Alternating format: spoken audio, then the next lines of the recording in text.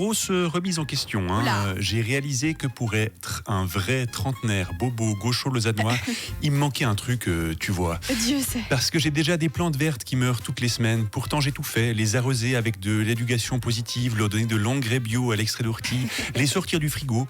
J'ai déjà invité des amis pour un brunch à la maison avec comme unique argument que je voulais pas sacrifier mon dimanche sur l'autel de la gueule de bois. Bon, j'ai aussi l'autonomie sociale d'un iPhone première génération, mais c'est un autre problème.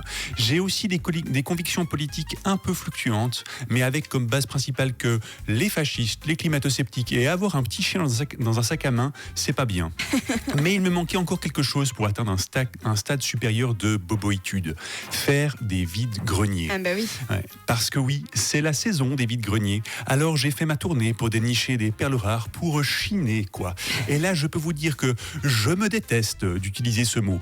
De base, je voulais aller à la Riponne, puis je me suis rappelé qu'elle était autant en chantier que les propositions politiques de la gauche. Du coup, je suis allé à Morges et je me suis retrouvé dans une cave, un samedi comme un autre, me direz-vous, et là, j'ai posé mes yeux sur lui. Directement, j'ai su que je le voulais.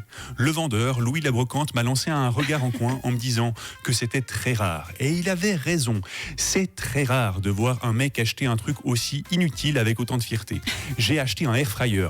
Ouais, Oh waouh. ouais, tu te rends compte, ce truc, il fait frire de l'air. Comme si l'air avait vraiment besoin d'être frit. Je suis passé par la gare de Lausanne en venant. Et entre les odeurs de goudron et d'urine, j'ai perdu ma narine gauche. Elle s'est repliée sur elle-même comme un patron à qui on parle de salaire minimum. Mais bon, bref, maintenant j'ai un air fryer. Je me suis dit que c'était écolo, vu que c'était de la seconde main. Alors que franchement, niveau écologie, c'est sûrement mieux de faire frire la barrière de corail avec un lance-flamme alimenté par de la graisse d'ours polaire. Mais il était déjà là.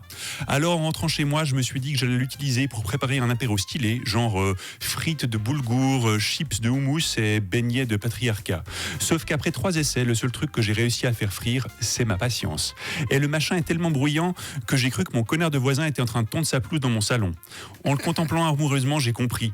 C'est pas tant l'objet qui compte, mais l'illusion de s'acheter une vie plus cool, d'être tendance, et pour 3 fois rien en plus. Enfin si, 2 sous 12 francs. Mais je suis plutôt fier de ma négociation, je l'ai bien eu, Louis Labrocante.